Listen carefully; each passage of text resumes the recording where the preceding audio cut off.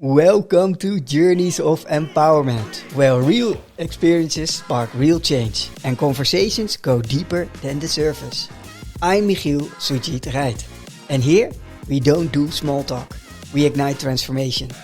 Before we dive in, a quick shout out to our very first believer and sponsor, Neotopia.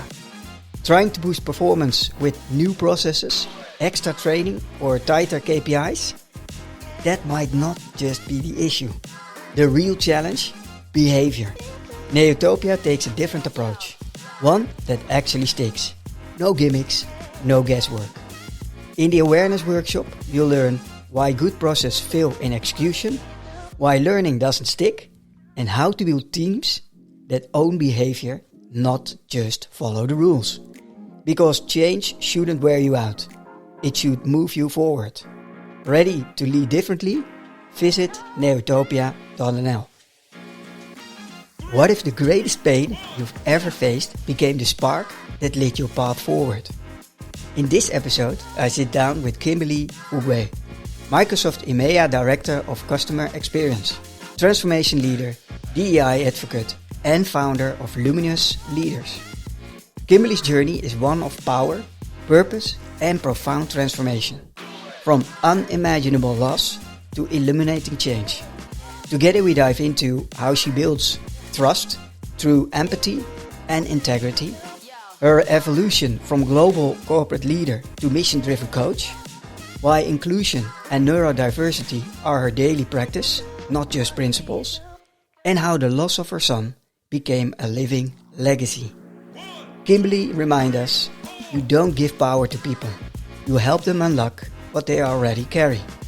This conversation is a masterclass in human leadership, grounded in grief, guided by love, and driven by impact. Here we go.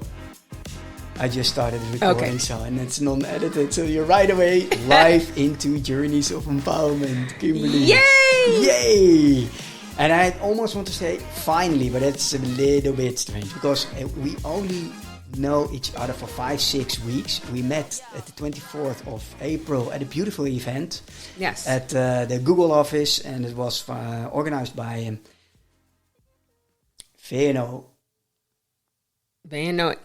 NCW. Yes. And all, DNNL. Yes, and it was we were both invited by Ruben Brave, and you were moderating a beautiful gathering in a overly crowded, very enthusiastic environment with highly driven, intrinsic motivated, yelling people, and still being able to hold space and to having meaningful conversation and engage each and every one of us. And that's what struck me right away. I was like, okay, I have to meet you, because if you're able to not get distracted, creating a safe space, although the environment was nice, but it was very crowded. And it was a little bit chaotic and loud. Yeah.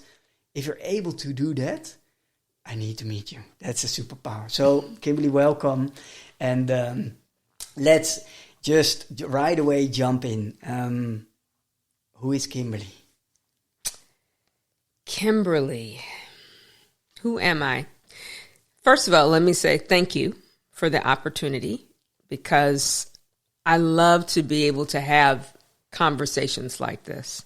And I'm hoping that your audience will feel the energy that I feel from you and that I have and that you have. So that's number one. Thank you.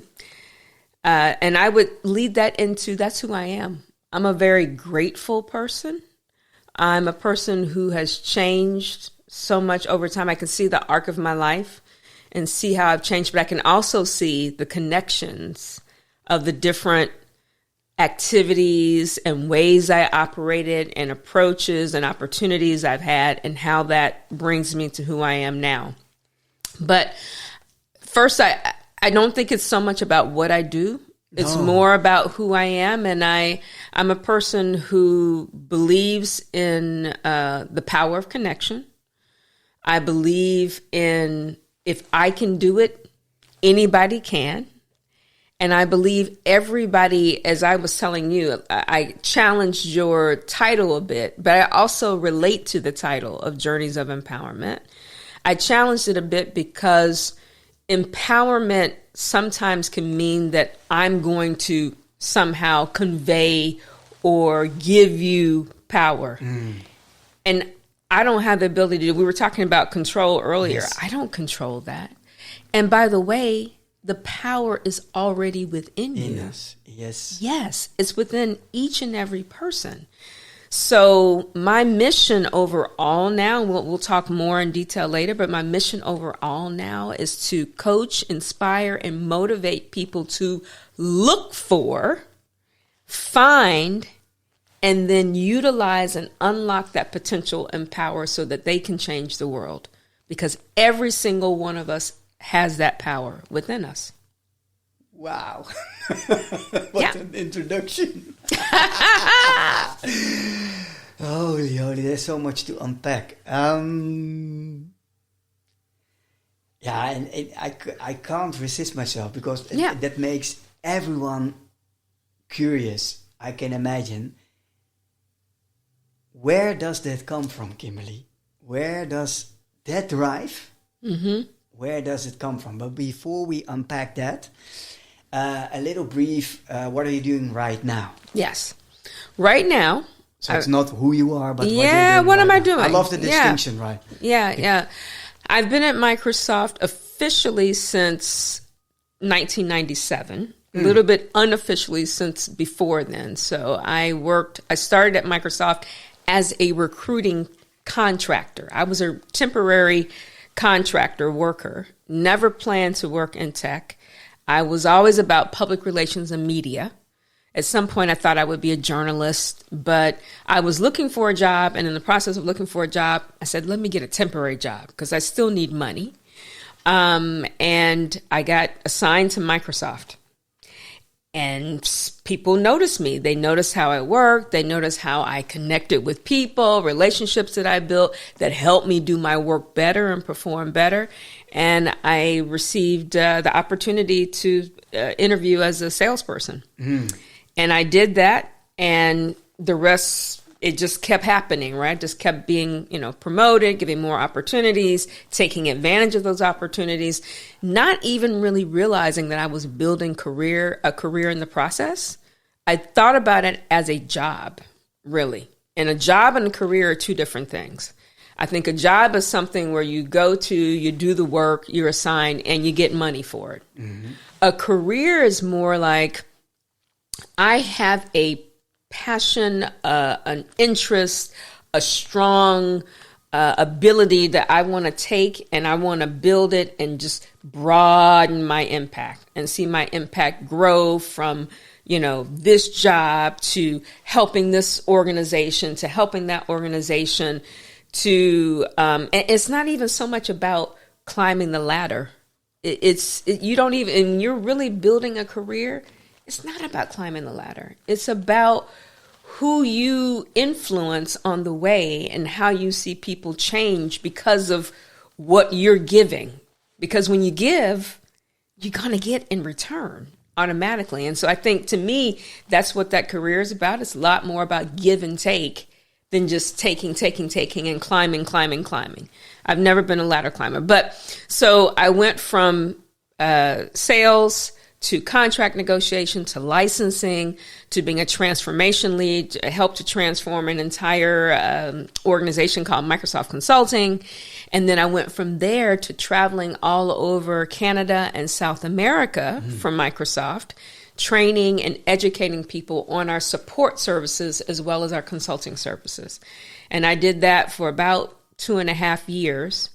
And then I thought, let me look for something else. I wanted to live and work somewhere else. I had many, and I don't know if you want to go there yet, but I had many personal things that were happening in my life along that about 22-year journey that led me to believe that I needed to change, like not just change, but literally transform. Because I see change and transformation, they're related, but transformation is something, because you come out on the other end as a completely different person.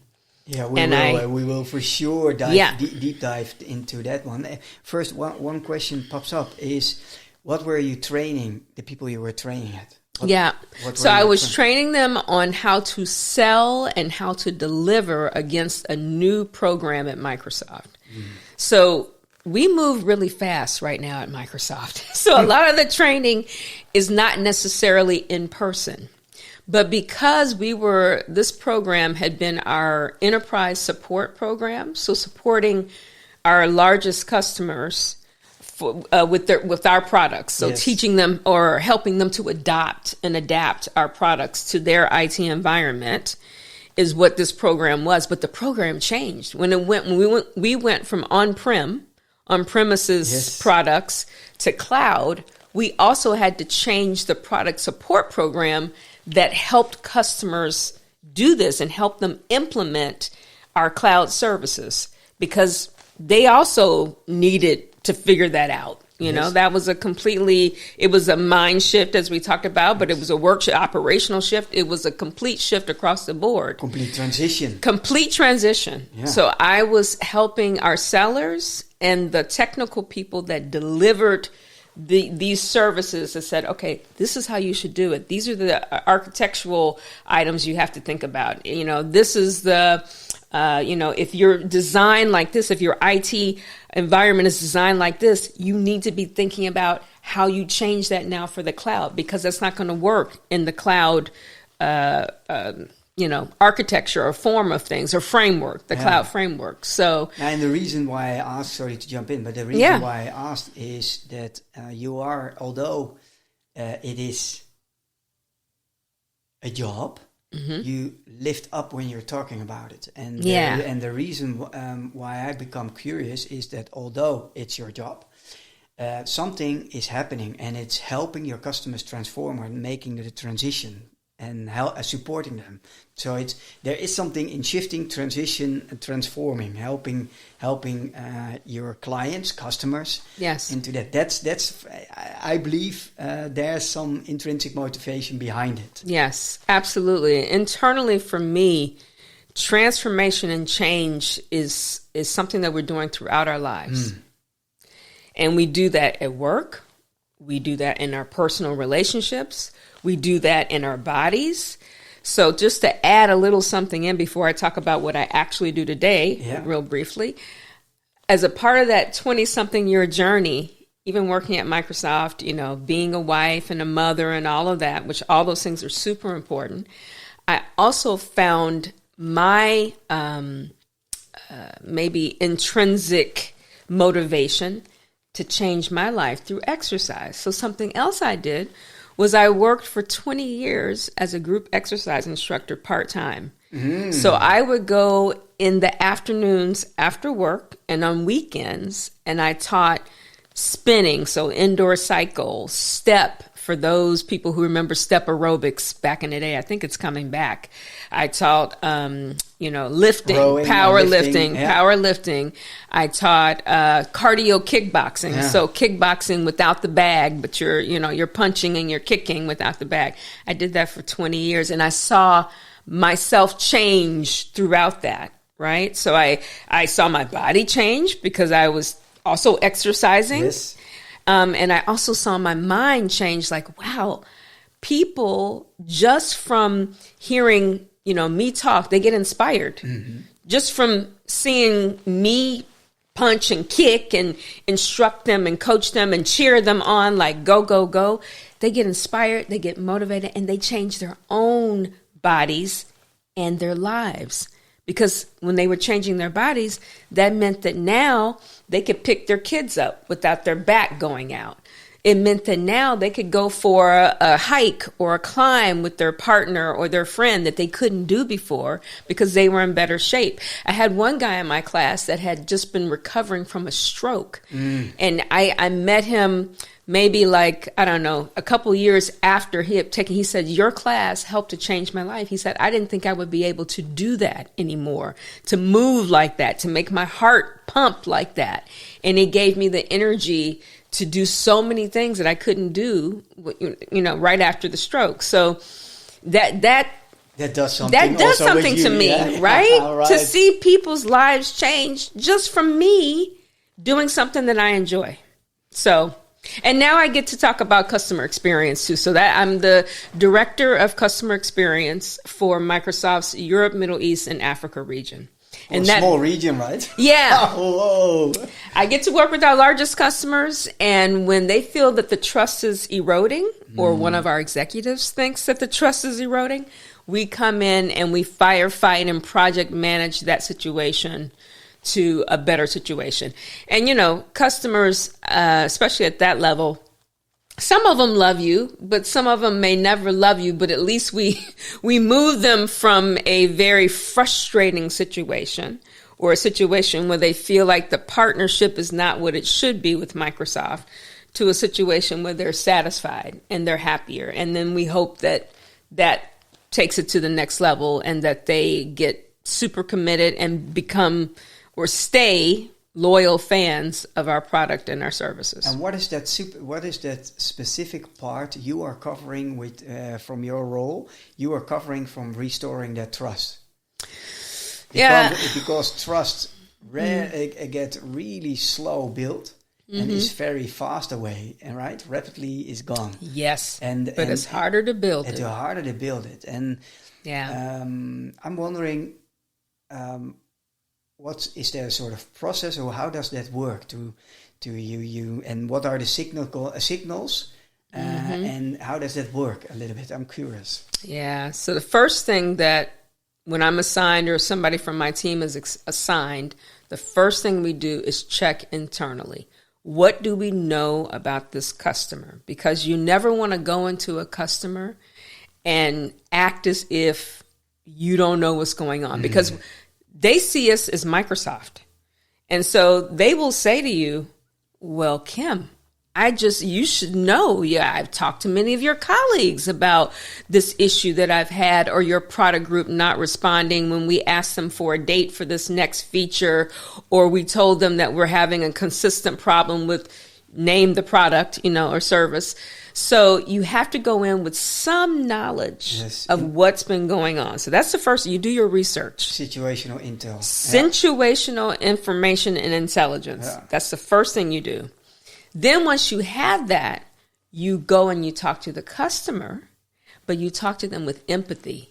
And you make sure you open up enough space, all the space the customer needs. And I've learned over the years, especially as a contract negotiator, that you let the customer do the talking. You want them to do most of the talking. And you just chime in, when necessary.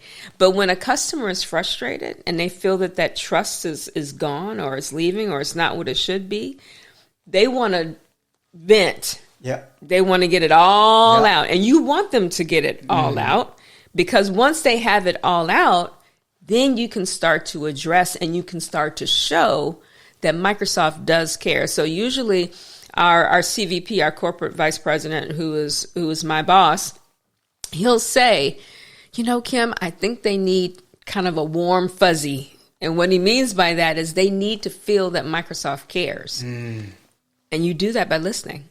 Active listening. So get your institutional, situational knowledge and intel, go to the customer.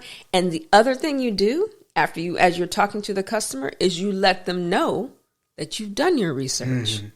I've heard about that problem that you had with our Microsoft Defender product group, and it does not, and you relate to them, right? You tell them that should not have happened. Here's what should have happened. Here's what your experience should have been. That's one of the reasons we're called customer experience. And you let them know that you really want them to have a better experience. You want them to have a delightful experience.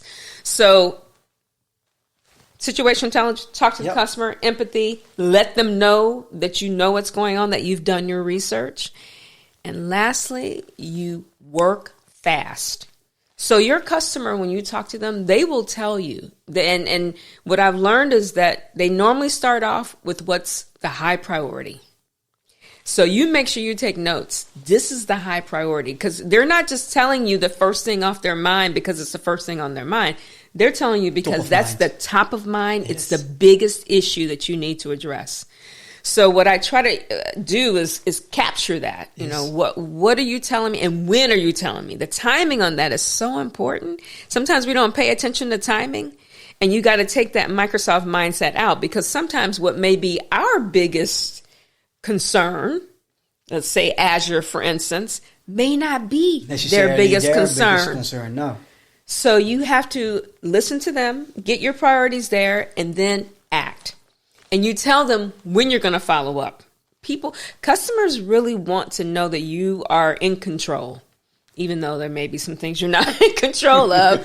But you got to at least a little bit fake it till you make it. You know, they want to know that you know a little bit what you're talking about. And I think maybe even more important, because although you're from Microsoft, and I'm challenging you a little bit, it's of course, you need a certain level of expertise, bring it to the table. Yes. On the other hand, nobody's waiting for a know-it-all at the table and not really investigating what the actual problem of this specific customer in a specific context is. So that's where you're listening, active listening. That's the active listening, yes. And also, I think 9 out of 10 will even more value the effort and the willingness that, although you don't have to know everything right away, you will do everything which lies in your power to figure it out. Anyway, that's what I used to train my key account managers in the past. Don't act as an expert.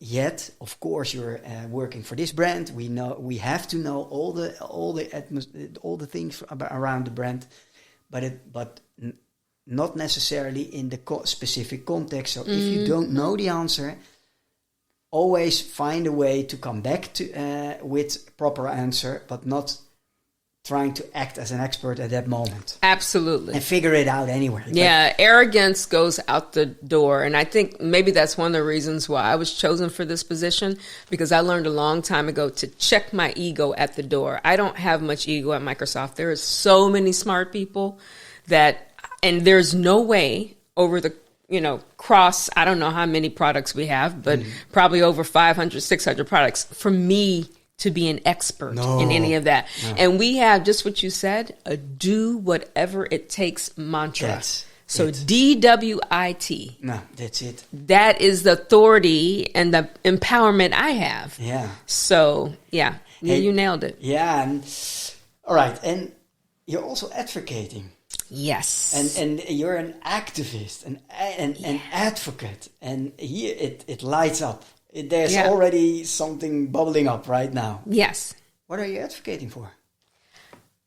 Let me start with this. Yeah.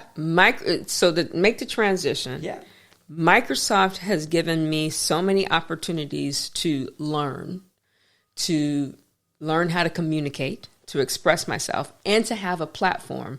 Because honestly, Mikhail, I didn't understand, I think earlier, and this is another reason why I said I had a job, not so much a career, but I didn't understand the power of Microsoft, that name. And so Microsoft has allowed me to open up many doors. When they see Kim from Microsoft working there for over 2 decades, they say, oh, well, maybe she has something to offer there because of the fact that I've worked in big tech and of who I am working in big tech, because you don't see many people that look like me as a woman and as a woman of color. So I am, to put it bluntly, I'm an advocate for inclusion, diversity, equity, and accessibility. And I put all 4 of those that way in that order for a reason. I'll talk about that in a minute. My experience in the Netherlands, so even backing up, when I was in the U.S., I did many things with regards to, blacks at Microsoft, women at Microsoft. So things within Microsoft that were about helping to promote more diverse candidates to be recruited, to be retained, to stay, and to grow their career at Microsoft. And I thought, again, that was my job, so to speak. Then when I came here to the Netherlands, oh boy. It was an eye-opening experience. I came because two big reasons why I thought that the Netherlands would work for me. Number one, because most people speak English here, even though Dutch, is the language, and I'm working on my Dutch, but I always have to put that in there, insert that. But the other reason is because of the progressiveness that I was told about in the Netherlands. Everybody that I talked to, and now that I think back, most of those everybody's were white males, but everybody I talked to say, yeah, it's so progressive. They've had marriage equality for many years, and legal prostitutions, and they have health care, for that profession, and just all these great things. I thought, wow, if they're that progressive, that's where I want to be, because I'm a forward-thinking person.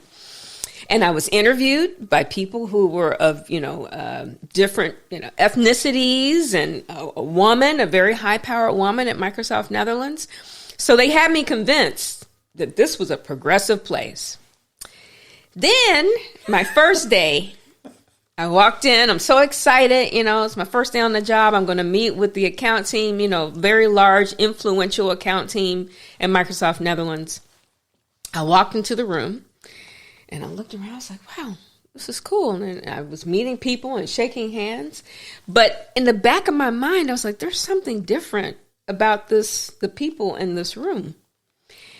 And I had the meeting, went through the meeting. Afterwards, we were leaving the room. And I thought, wait a minute. I'm the only woman, and I'm the only person of color in this room with 12 people. So out of 12 people, the only female and the only person that was not a white male. I had never had that experience in 22 years.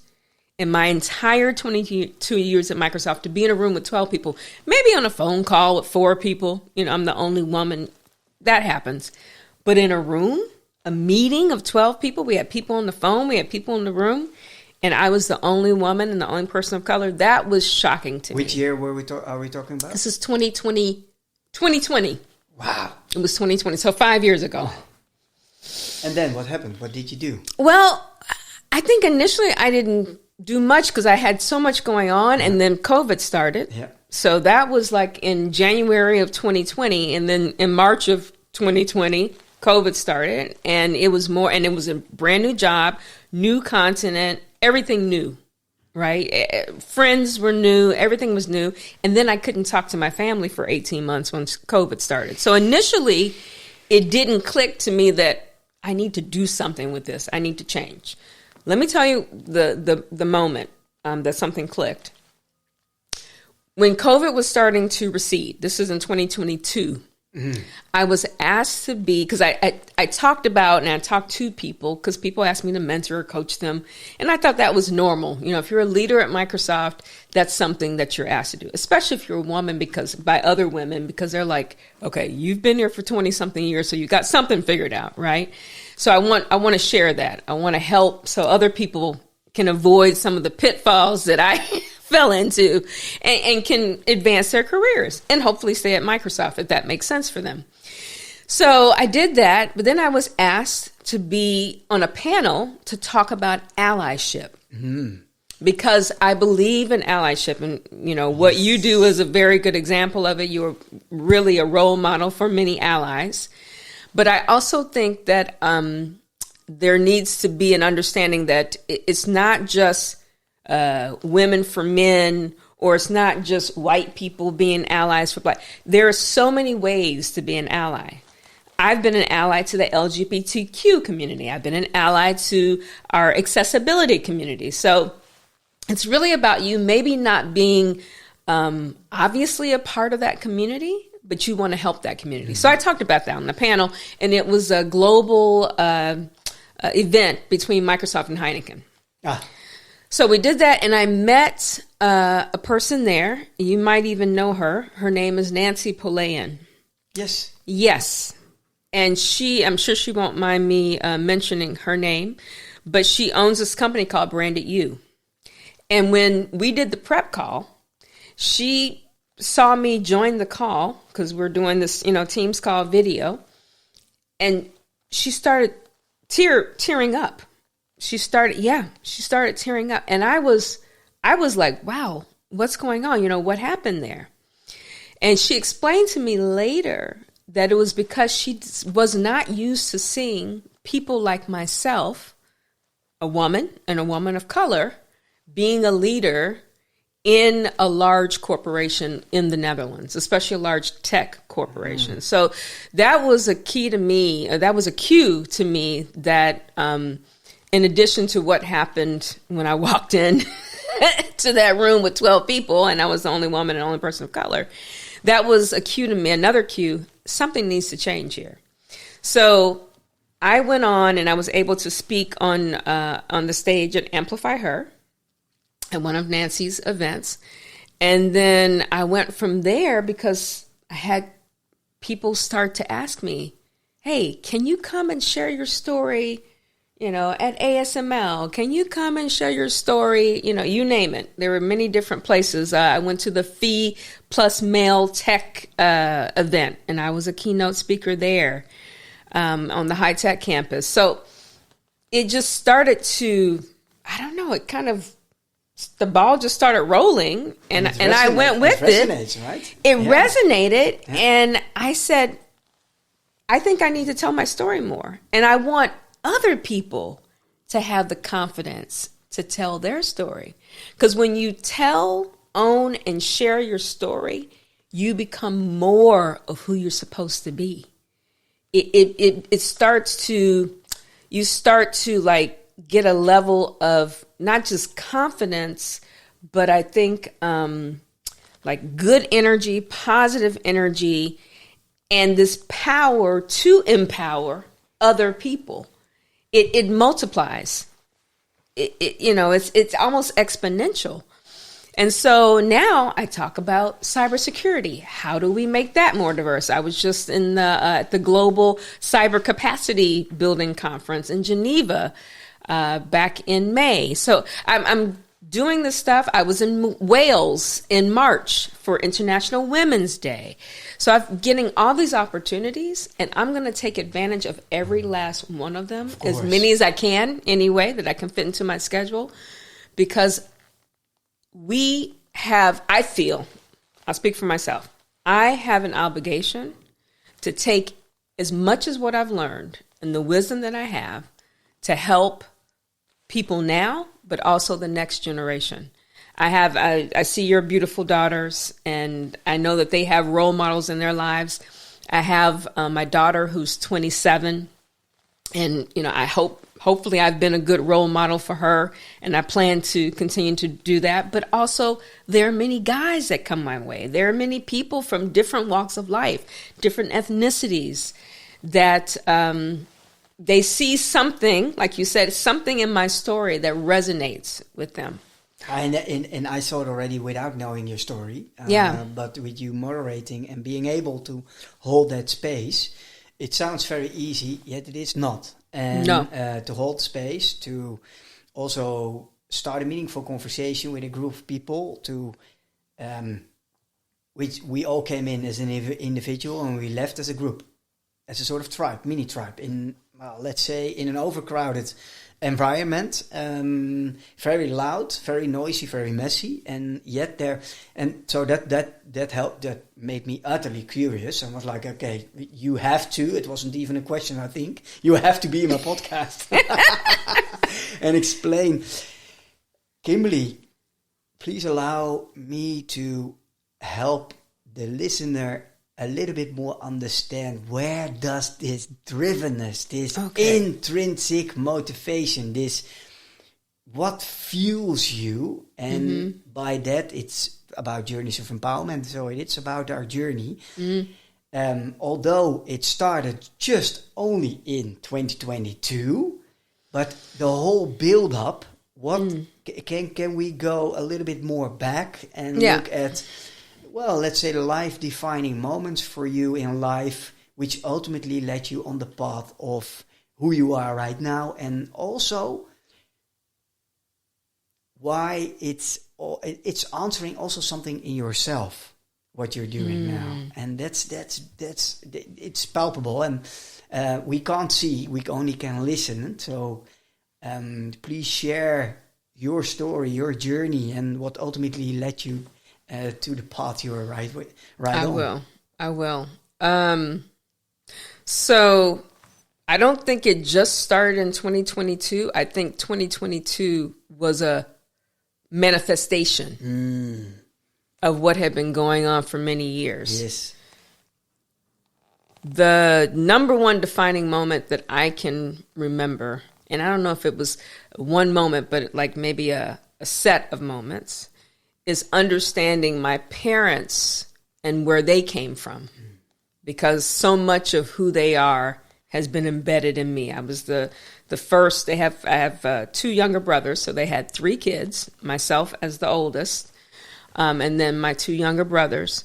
And my parents came from the southern part of the United States. They came from Alabama.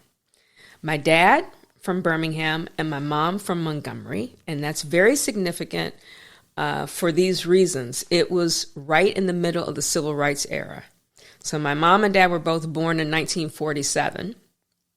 And as they were becoming of age and becoming teenagers, there was a lot of, let's just say, upheaval in a good way. I think there's this term called good trouble. John Lewis, who is one of our congressmen, he's since passed away, the late, great John Lewis, talked about good trouble. Good trouble. Good trouble. And that's what my parents were a part of, especially growing up in Birmingham, Alabama, and Montgomery, Alabama in the 1950s and 60s. My mom, at 8 years old, participated in the Montgomery boycott, the one where Rosa Parks would not give up her seat on a bus to a white man. And that triggered this boycott that 98% of the Black community in Montgomery participated in. So that's almost 100% of the people. You had Black taxi cab drivers giving free rides. You had, people with cars doing carpooling. You had people walking where they needed, because they still had to work. They still had to, go do their jobs and get groceries and everything that you still have to do in life. But they made sure that boycott was one of the most successful protests in the beginning of the civil rights movement. And my mom was a part of that. She has a whole scrapbook where she shows the pictures and all the people that she knew that were leaders in the movement, but also her teachers, also her Sunday school teachers in church, or her minister or whatever, or her neighbor. So I think having that understanding that my parents went through so much and they were able to take that and then leverage it. They moved to Chicago, so they were part of, some people in your audience may not know this, but in the U.S. back from I would say the early 1900s, after the Civil War, up until like 1980, 1990 almost, it was the Great Black Migration. So many Black people in the South who felt highly discriminated against. They were not treated with any kind of dignity. They were treated worse than animals in many cases. Even after slavery, they moved to the North. Well, racism still existed, even in the North, but they were able to make more headway. And so, and able to, bring their families a little bit more up to the living standard that they wanted to have for their kids. Mm-hmm. And for the next generation. And that's what my mom and dad did. They moved to Chicago and raised us. So having been raised, it's interesting. I was raised by Southern parents, but I was raised in the North, and I was raised with a lot of advantages because my parents were able to take the opportunities they had. My dad being in the Army, and then he got the GI Bill, and then he was able to get his degree. Both my parents now have their master's degrees. So they went from being poor Black kids in the South, having to deal with, the white water fountain and the Negro or colored water fountain and all these things separated in segregation, to raising us in Chicago and then Naperville, Illinois, which is where I went to high school, and then seeing all 3 of us, go to college. And I think it's quite an accomplishment. So that's the first part. Mm-hmm. Second part, maybe the second, and this was a defining moment. So I had 2 kids since working at Microsoft. I started in 1997. In 1998, I had my daughter, who I talk about. very dear to me, Ray Fuqua. And then in 2001, I had my son, Alan, and Ray, or Rachel, that's the given name on her birth certificate, she was always advanced. You know, she did everything just quicker, faster than a lot of normal kids. So she was and she loved to sing and dance, much like we talked about with your daughter. And then my son was born, and he was, very quiet, a very different personality overall. And we discovered he was almost 5, that he had autism. So just as a little note, and maybe that was also part of this defining moment, so I need to talk about that. That's important. Mm-hmm. That was quite devastating to find that out, especially years ago when people didn't know that much about autism. They didn't know, what it meant. How would you teach these kids? How would they learn? How would they be, really be a part of society and be productive? And, it was a lot of internal, I think, pain, struggle, trauma to figure it out. So in 2007, 10 years after working at Microsoft, after becoming a full-time employee, 2007, I left to focus on my son because that was of high importance to me at that point. And I think that's a lesson, hopefully, for anybody listening in the audience. You need to prioritize, put what's first. Prioritize the things that are most important to you. And my family and my kids were most important to me. I had a career. I was building a career at Microsoft, even though I may not have realized how much of a career it was. And I decided that had to come second. And if it was meant to be, then it would happen, right? I would go back to that at some point if I needed to. What helped you to make the decision? Did you make the decision on your own? Did you consult with your parents, for instance? How did you? Well, I was married at the time, and I consulted with my husband, and we agreed that was the most important thing for our family. Because Alan having autism was not just an impact on Alan. That was an impact on all of us, because we all had to adjust to what that meant, when, perhaps he wasn't hitting all the milestones that he was supposed to hit. How are we going to help him with that? How are we going to help him live in the world, explore the world, experience the world? How are we going to, get him to therapies that he needed to go to? How are we going to make sure that he had the best experience? And again, experience comes up in my life. I think that's also a red line throughout my life is experience. How are we going to make sure that his lived experience could be the best it could be, living with that, I guess some could call it disability. I don't necessarily call it a disability. I heard one of your other podcasters talk about neurodiversity versus neurodivergence. So I would say it was more of a neurodivergence because he had so many great things about him. He could sing. He was, pitch perfect. So he could hear a song on the radio. Like he could sing Michael Jackson's Beat It, on key. He could sing. Wow. So he had this issue that we were all dealing with, and my daughter as well, because she was his big sister, and she was really good about being the big sister.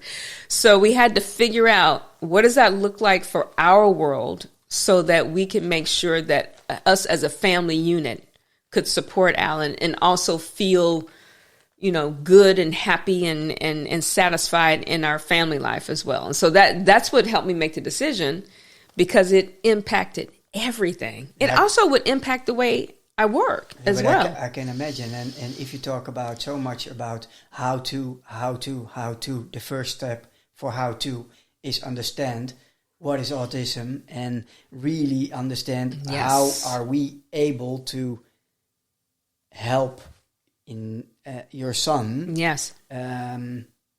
Understanding something which we first need to understand ourselves, right? And which we can't imagine because, I don't believe in disability. It's maybe different brain set. maybe a different brain set, right? Brain setup. Yeah. It is. And so the word disability is always a little bit in my system. Too. And I don't like it. I'm not judging about, but it's always like, but it's as if somebody is not good enough, right? It's different brain set. And also, I just finished the book, and it's in Dutch, but it will be published also in English. And it's about how brains work and how brains learn. So 2 different books, and it's all about neurodivergence and neuroinclusive, and the whole. It's all centered around understanding the differences how some brains can work and work the way through. So you spend a lot of energy. You made a very big decision to really invest in family first, not only saying it, but really acting upon it. What was the biggest learning to help your son navigating through the world? Having a sister, he loves his sister, his sister, right? Sister. And back, and vice versa. Yeah. Yet he was very accomplished in everything she does, right? Very good. There was so big difference. How did you? What can we learn to close the distance? I think. Yeah, you talk about first, all the how-tos we had to do, and first you have to know yourself. I don't believe that I knew myself as well as I did going into that. Oh. Some of the decision was just intuition. And I tell people, do your preparation, do your research and all that, but also learn to trust your gut to some extent. Yes. And I just trusted my intuition there. We went from a 2-income family to a 1-income family. And that was not easy to do, especially in the U.S. when, this whole keeping up with the Joneses culture and we're really into things. I mean, I hate to say it, but many of us, not everybody, but many of us are very materialistic. As Americans, I'll be honest. So it was tough because you do want that big house and a nice car, and a lot of ways to do that was 2 incomes. So I had to just trust my intuition that it would be okay. And then, like you said, my biggest learning was learning about the world through my son. Yeah. So one of the things he would do, and I read a book. I wish I could remember the name of that book. Maybe I can tell you later and you could put it in the show notes. Yes. But I read a book about connecting with your child with autism.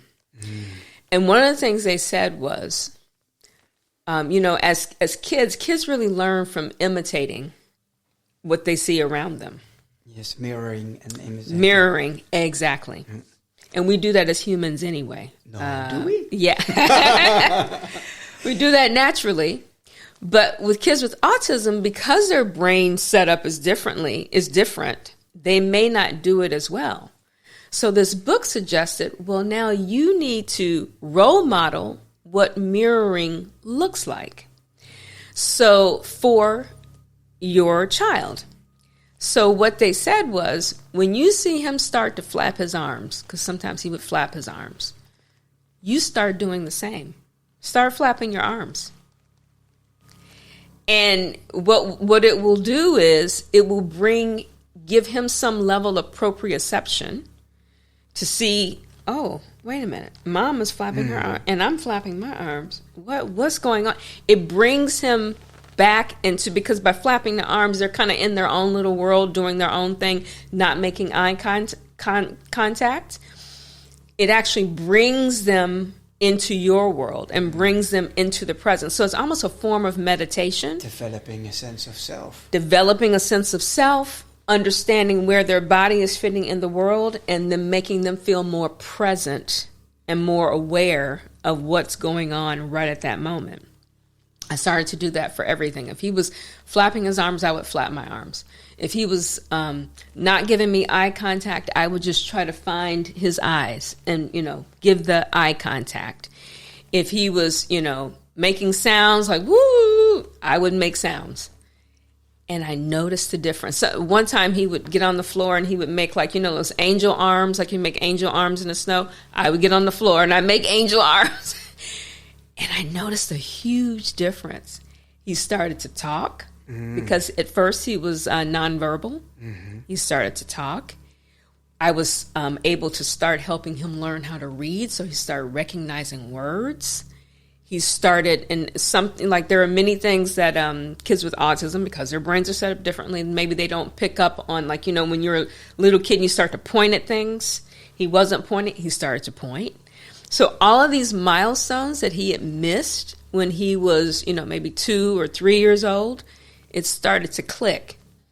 He never really caught up, but, with his age. But I started to see a change in his interaction with the world and the society that we were in. Do you think it's that by helping him, making him more present, we're able to tune in to each other? Yes. That's and by tuning in, do you believe that we are able to help people in the autism spectrum connecting dots for certain actions? So understand what words means by tuning in with each other, feeling safe and present, and helping them learn through that attunement. I don't know. I don't know. Yeah, I think it is an alignment. What happened there? Yeah, almost like a tuning fork. Yeah. That now it's sounding. When you tune up a piano or an instrument, it sounds the way it's supposed to sound. Yeah. And I think that's exactly what was happening. He saw me mirroring him, and then he learned, I can mirror my mom. Yeah. I can mirror other people around me. And by the way, it wasn't just me. It was also my daughter and my husband doing the same. So he saw this a lot, and he became more a part of the family and understanding how we worked as a family. I won't even call it normal, because I don't like saying, well, this is normal. What's normal? Exactly. Yeah. What is normal? Who are we to say this is normal? Exactly. But I would say it was more him interacting and communicating with us more on our level. Yeah. So he was starting to understand us better, and therefore we were starting to understand him better. And that just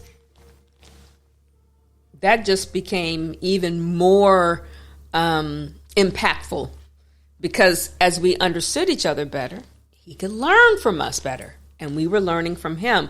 I have a book in my head that I want to write. I'm not going to tell the name because I think it's a cool name, but it's about the life, love, and leadership lessons that I learned from my child with autism. Beautiful. Life, love, and leadership lessons. I love it already. Yeah, and I think it will hopefully encourage everybody who reads it, but especially those who perhaps have children whose brains are set up differently than the neurotypical, what we call neurotypical. Neurotypical. Yeah. And then should I go on with the next? Yeah, please. So things went on. We did a lot of things with Alan. My daughter, continued to do well. She sang. She did well in school, and I'm really proud of her. By the way, I have to stick in that she just recently got her master's in marriage and family therapy. So I'm really happy about her and her going on with her career, and perhaps starting a practice soon. But in the meantime, my son, in 2016, we had just a catastrophic, devastating, the worst thing in my life happened that I never wanted to happen. And that's, we woke up one morning and found that Alan did not wake up. So that was January 16th, 2016. Yeah, that was tough. I actually, it was interesting because I taught a class. I think I may have mentioned that I taught group exercise classes for 20 years. And I left because he was still, at least I thought he was still sleeping. And my husband was going to, you know, get him up and they were going to get their hair cut, go to the barber shop or whatever. And I had gone on to teach my class, which I do on Saturday morning. And I got a call right before I taught the class from my husband, it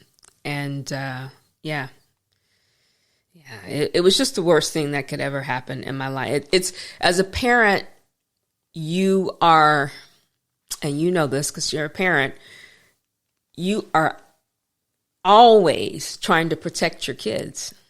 That you feel like that's one of your number one jobs, to keep your kids safe. And to wake up one morning and find that in his bed, he was not even safe because he passed away. He passed away from a seizure in his sleep overnight. And I think what had happened is as he had gone through puberty and adolescence, because for those who don't know, about 25% of kids with autism that go through puberty and adolescence, they also suffer from seizures. So there's a form of epilepsy that's formed there. And he had seizures off and on. We had gone to every specialist that I could think of, neurologist and, you know, people checking on his MRI and geneticists and autism specialists, you name it.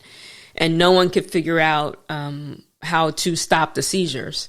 And we were given medication, but they did not stop the seizures. And no one could figure out what was triggering the seizures. So that was the other thing. How do you stop something that you can't figure out why it's starting? You can't, right? It's almost impossible. So, yeah, that was a water. I mean, I think that's an understatement. I can't even say watershed, but it was just, something that I would not wish on my worst enemy. No. Yeah, it was really, really hard. And what was even happening at the same time is the day before my son passed away, I had just gotten a promotion and a new position at Microsoft. So I had like this super great moment. Yeah. And then the next day, the worst possible event that could ever happen in my life, other than possibly losing my daughter, which God, please protect her, happened. So, yeah, it was tough. He was 14. People have often asked me, you know, how old was he? He was 14 and making a lot of progress. And we had so many things that he was doing. We did equestrian training, so working with horses, horse therapy. He went to a place called Voices Together, which was using his singing. He even got up on stage and he sung Amazing Grace, which was his signature tune. And through Voices Together, which was a music therapy program for, you know, kids with neurodivergent brains. And he was going to school and things were, I think that's what really gets you too, is that it feels like things are going such on the right path, like going the right direction. And then, and then you lose that person. And I had no idea what to do. I was so lost because my life was my family, my son being a big part of that, because my daughter, by that time, she was already in university. She was already working on her college degree.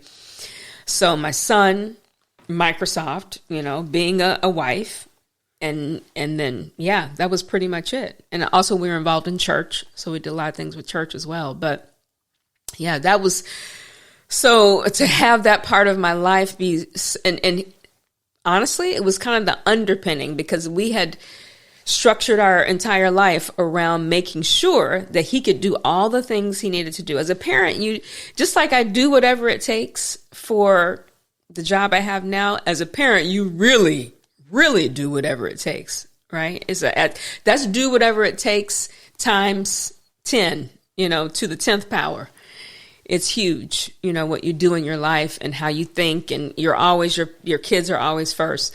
So to have that taken away, that was a huge moment for me, and defining moment. And I think it's what prompted me to think about my life in a completely different way. Number one, I realized that our time on this earth is limited. It is the hard way. I learned the hard way. It is so short. We think it's long. And yes, my son's life was very short. It was 14 years. But also 50 years, 80 years. It's nothing. It's nothing. No. It's a very short time. So, and then also so many people told me how much he had impacted their life. Because my son, even though he was verbal but limited, so he would connect with people by taking their hand and just holding their hand or patting their hand. And so many people told me that he would do that at just the right time.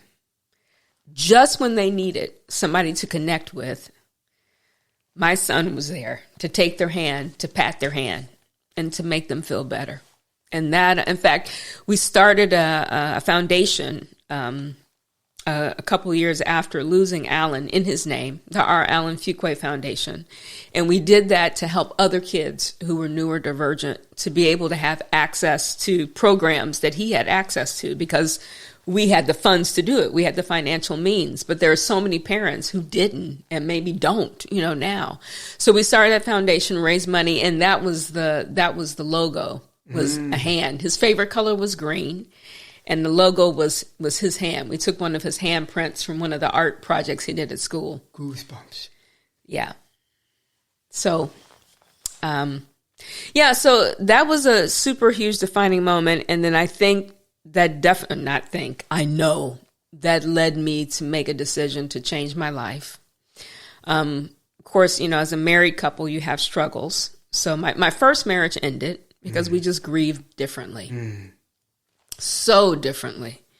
And I think it exposed maybe fissures, cracks that were already there. Yeah. If you go through something like that, the loss of a child, is as a couple, it reveals a lot of things that maybe you weren't paying attention to before, especially because we were so focused, as I mentioned before, on making sure that his autism didn't completely overtake our lives, and then we could make him a part of our lives. So we were more focused on that than perhaps our marriage.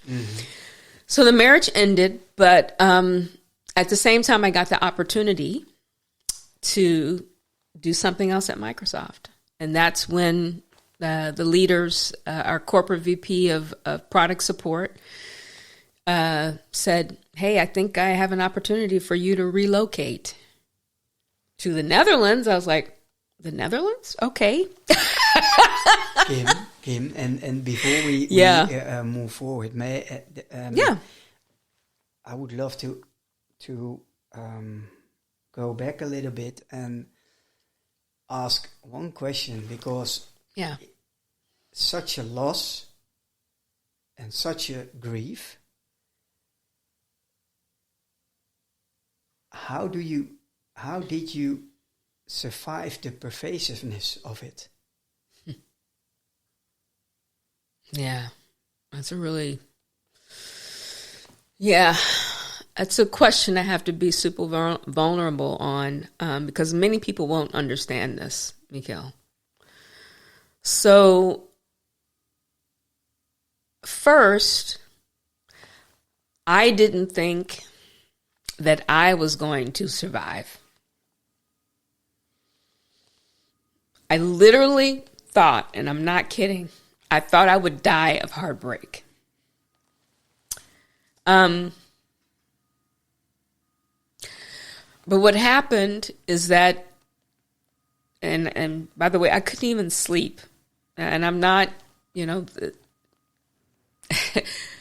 I'm human, so I couldn't sleep. And I did take sleeping pills. I wasn't trying to kill myself or anything, but I took sleeping pills to get to sleep because I couldn't sleep. Because, and we went to therapy, and the grief therapist said, well, part of the reason you can't sleep is because your son passed away at night. So in your head, you have that lizard brain that they talk about. Yeah. And in your head, you keep reliving it, thinking that if you sit up, you'll be able to save your son, even though you know that that's not going to happen. You know your son is, but you keep reliving it in your brain. And when you relive it in your brain, your body relives it.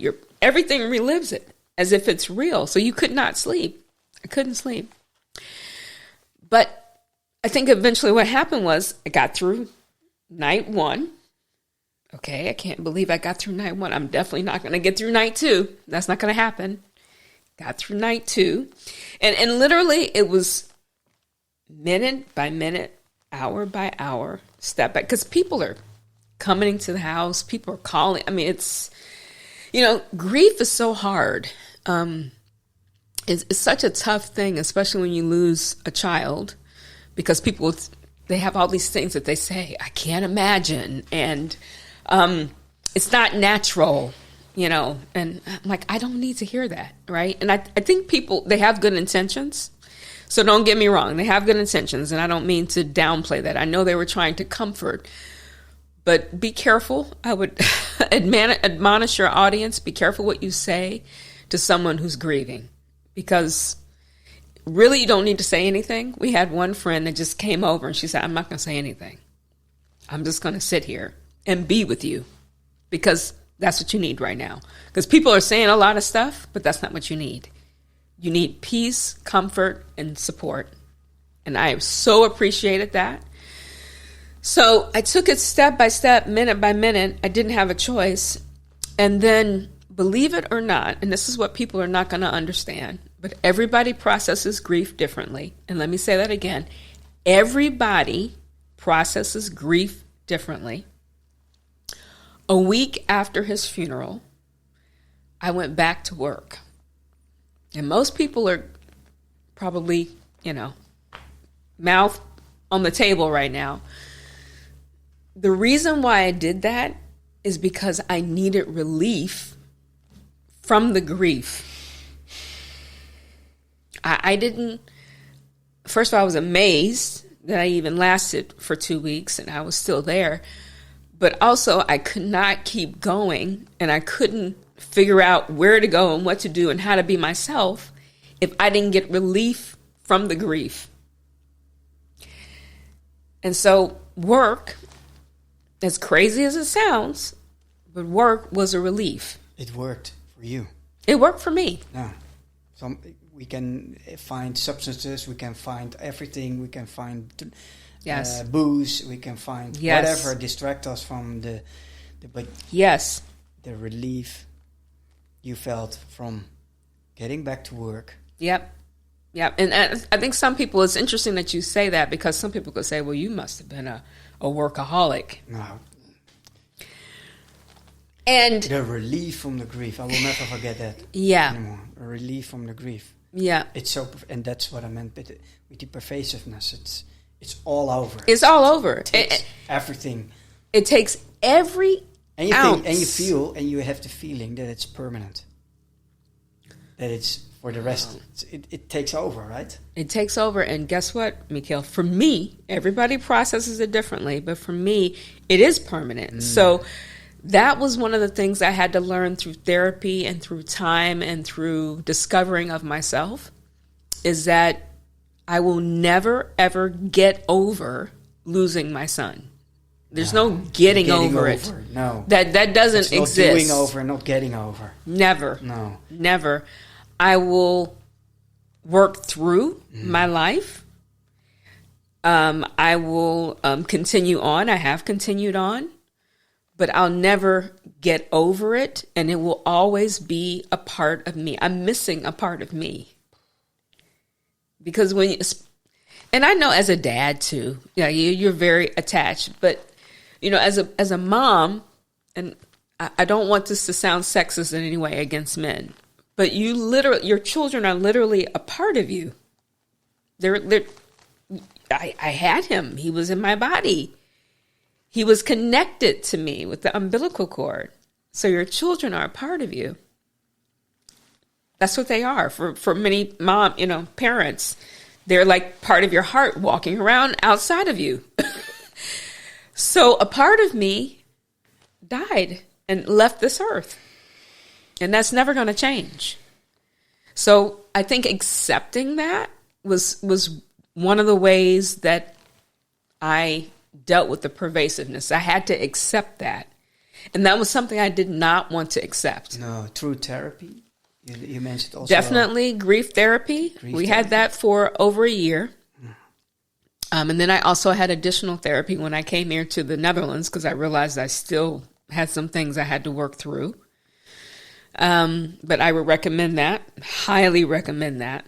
I almost think everybody needs therapy. Yes, yes, I agree. So for one reason or another. Well, I did, on top of the therapy I took, I did the 7 months deep dive with Bessel van der Kolk at the Body Keeps the Score at the Trauma Research Foundation. And the 7 months, it was 33 weeks of deep dive into trauma and all layers of trauma and therapy and all different kind of therapies. And it made me a lot of cry. It made me a lot of resonance. So it's hard work, but you have to do it. Yes. And you have to figure out what works for you, right? And but you did. It's you said it's hard work. I think that's even an understatement. It is the most difficult, challenging, earth-shattering, and earth-moving work that you will ever do in your life. Agree. And it is work in progress the rest for your life. And it is essential. Yes. It is, besides all that what you mentioned, also essential. Yeah. Otherwise, it keeps hunting you forever. Yeah. Absolutely. You will never know how to cope with it until you cope with it.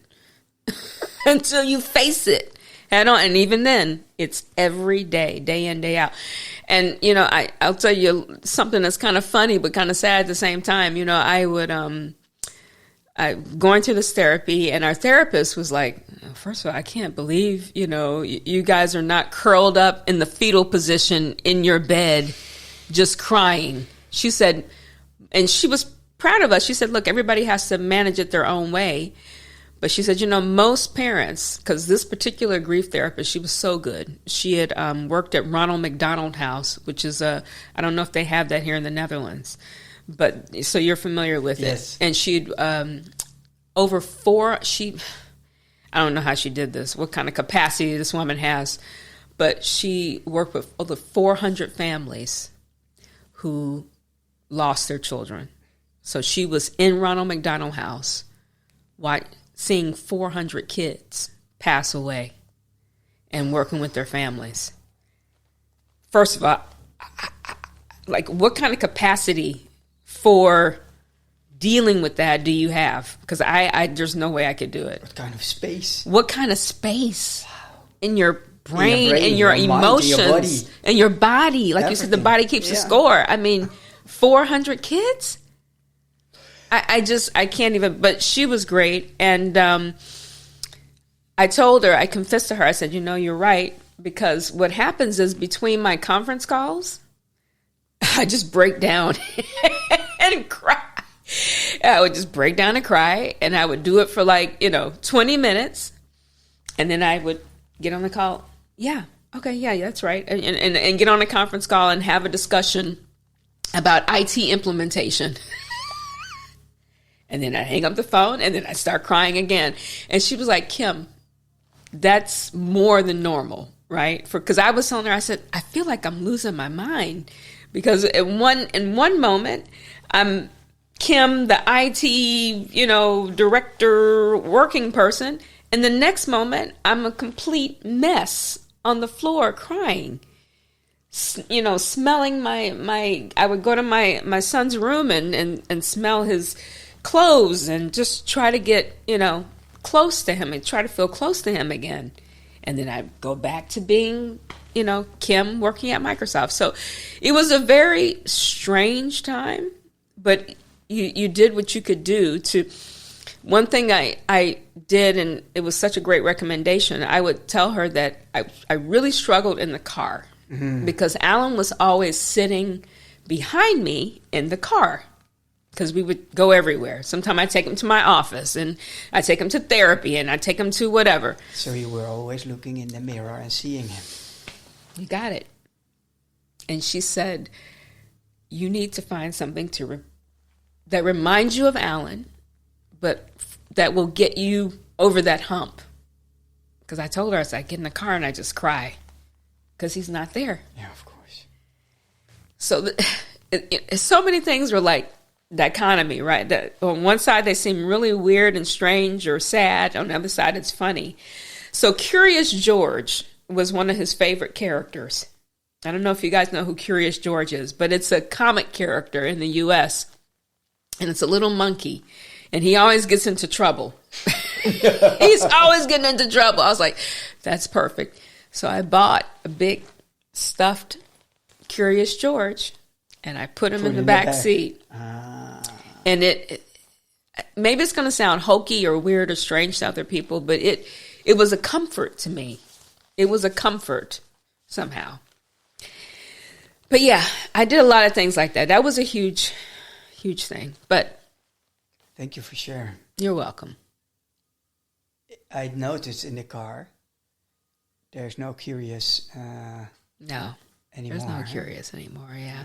I have them in my office. So if you ever do, I didn't notice it, but if you do a Google Meets or a Teams meeting with me, you can see Curious George. He sits on my shelf, on one of my bookshelves in the back, and I put around him a running medal that I have.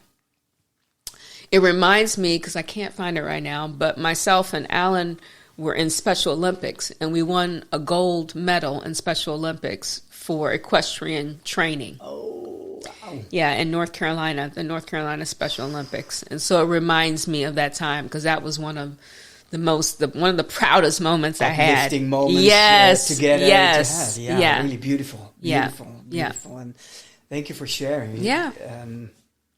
Almost sorry for asking, but not sorry. No. I'm not. No. Because this is, I hope for listeners who maybe go to the same, but not at all the same, but going also to difficult times. Yes. That pervasiveness, which is all over in your brain, in your mind, in your body. Thank you for sharing, because that's powerful. That the way you went through it instead of numbing out or whatever. Yeah, well, I did numb out for a while, but then that's what the sleeping pills did. They helped me go numb for a while, but to get some rest. And on the other hand, it also planted a seed. Yes, a real seed, and now there's beautiful smiles back again, because it also fueled something, and that was also the starting point for the whole journey. Is what it fueled. It fuels something deep within you. Well, I talk about the inclusion, diversity, equity, and accessibility. Yeah. And there are some things I learned. I learned that if I can do it, anybody can do it.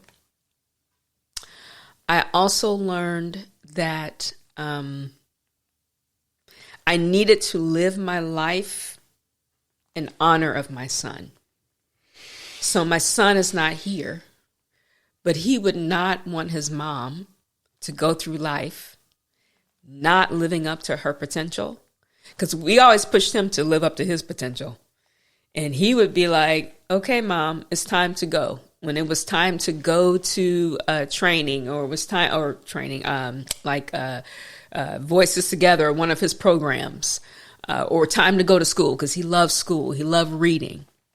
Mom, it's time to go. It's time to go. He could say that really well.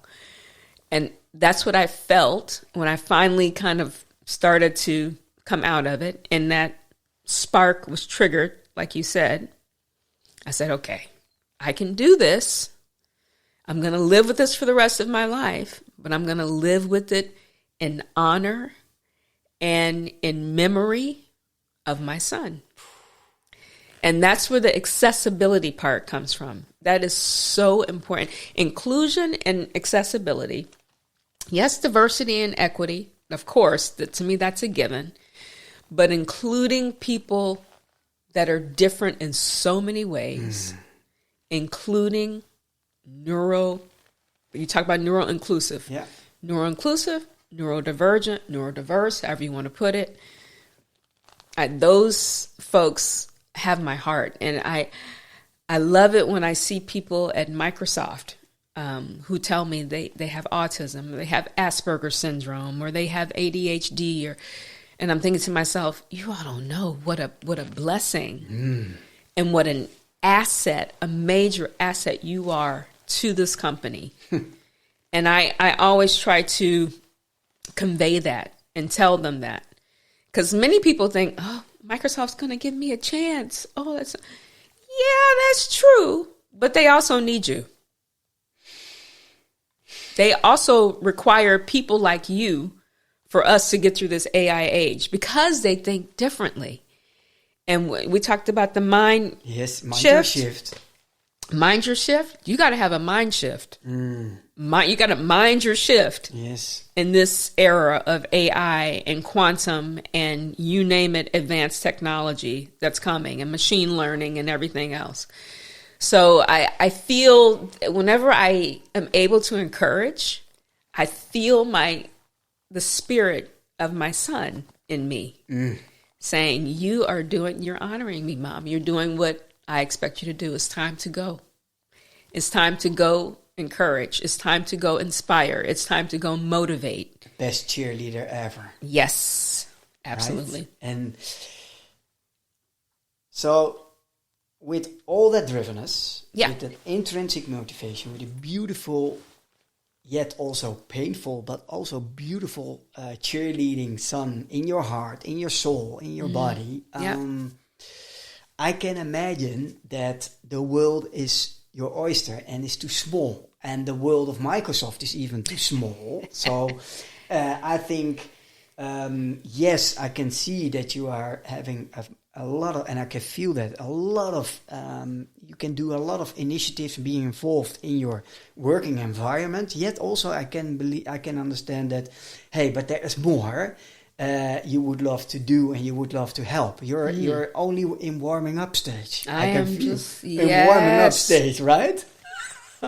It's time to go. It's always time to go. I'm warming up. A lot of people think maybe, Michiel, look at their resume, look at their background, and you dare to say on this episode you're only in a warming up stage. But if you have the vision I have right now, trust me, you will feel the same way.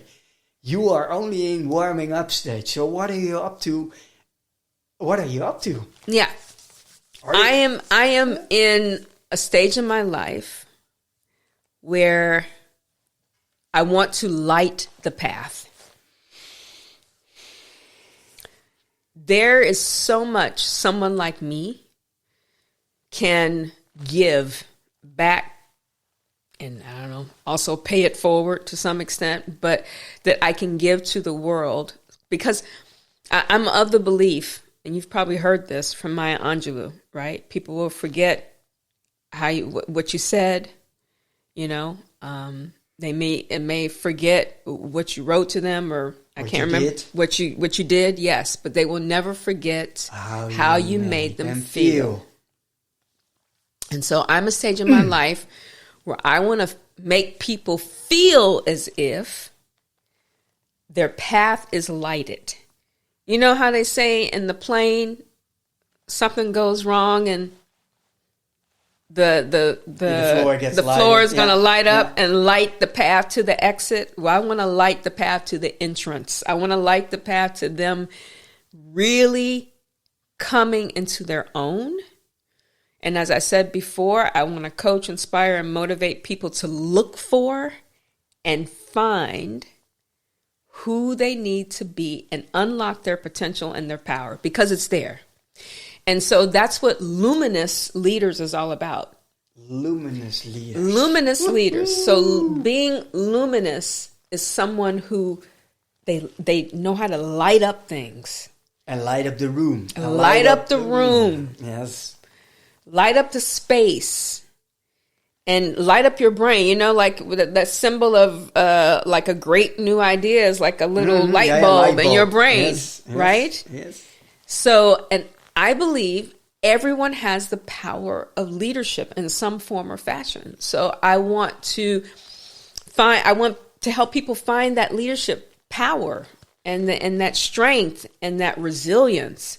Because again, I think that I have that to give to the world. So I'm doing that through the speaking that we talked about, because yes, I'm from Microsoft, but I also have my own ideas, my own story, my own skills and capabilities that I want to share. So I'm doing that, public speaking, sharing my story, sharing what I know about AI, bias and discrimination in AI. I've done talks on that. I've done talks on expanding capacity for cybersecurity, talking about my story and what I dealt with working at Microsoft, but also losing my son and then still being able to pick up, change my life completely, move to a different continent.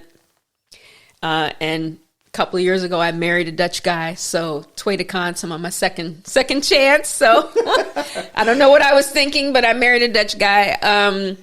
It wasn't about thinking. I hope it was about feeling. I hope it was about feeling. Yeah. Yeah. Let's check all the boxes. No, it was about. No, feeling. It wasn't. In fact, it was no checking of boxes. I did that the first time, so this time, no checking of boxes. No, it was about feeling. But as you get older, you do have to put some thinking in there too, right? You want to be smart about it, but feeling. So it wasn't about checking the boxes, but yeah, I wasn't checking it because actually he didn't fit any of the boxes. I was like, I was really shocked that I would meet somebody from a different culture, different ethnicity, different language, different continent, and then go, I think I want to spend the rest of my life with you. That was diversity, equity, and inclusion, and accessibility in action. For sure. So with my company, Luminous Leaders, what I want to do is exactly what I said: encourage people, inspire people to look and to find it because it's there. But also, I want them to do just what you said: is put that into action. Maybe it's figuring out your own story and sharing it to inspire others, and then knowing how to do that. Because there is a way, there is a way you need to express and communicate with audiences, even one-on-one. But whenever you're communicating with humans, there's a way you need to do that, but especially when you're in a large crowd or large group of people. So I want to help people by training them in public speaking, training them to use what I know about public speaking. I also want to coach and mentor people. And a lot of times people are like, I do executive coaching. I like to coach the leader.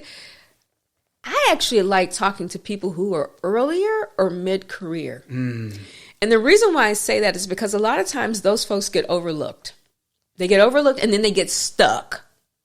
And they're like, I don't know what to do. When you need a coach, that's when you need somebody. Illuminate the path.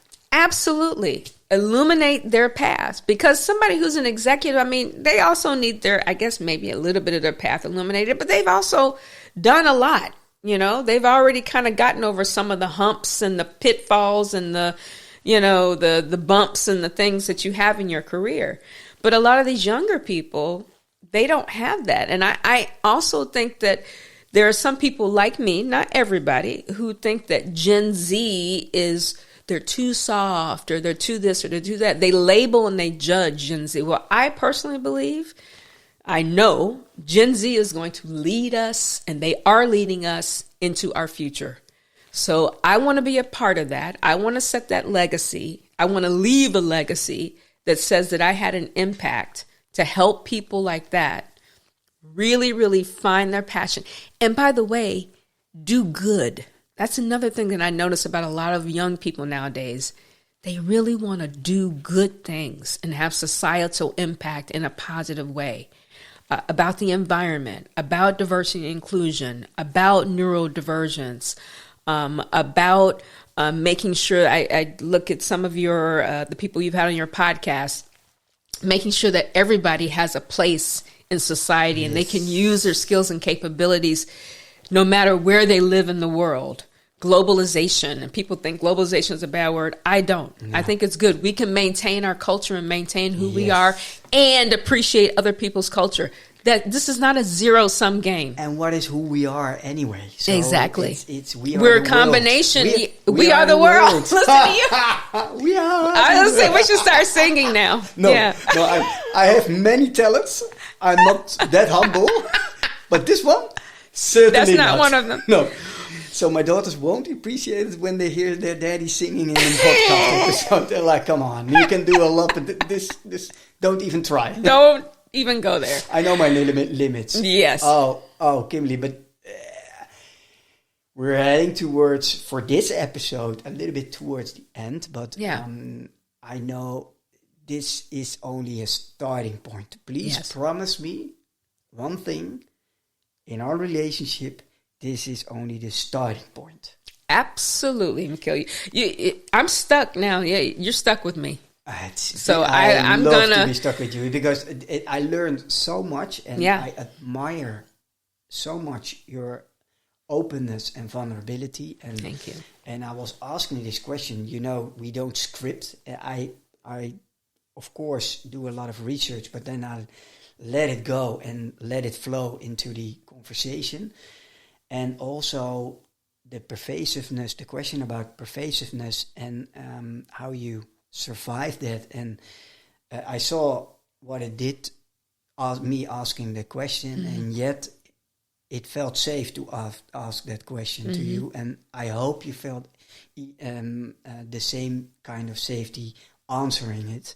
I did. Because I can imagine a lot of people can learn a lot of and will appreciate at some point hearing this. So thank you very much for sharing. And also when people are very curious about you, which I can imagine, where can they find you? On LinkedIn, of course, on Instagram, but at my website, KimberlyFuqua.com. KimberlyFuqua.com. Yes. Beautiful. Thank you very much for you being you. Thank you, Mikhail. And for only being in the warm-up stage. Is the world ready for you? Yeah, well, like my son said, it's time to go, Mom. Let's go. Let's go. Let's go.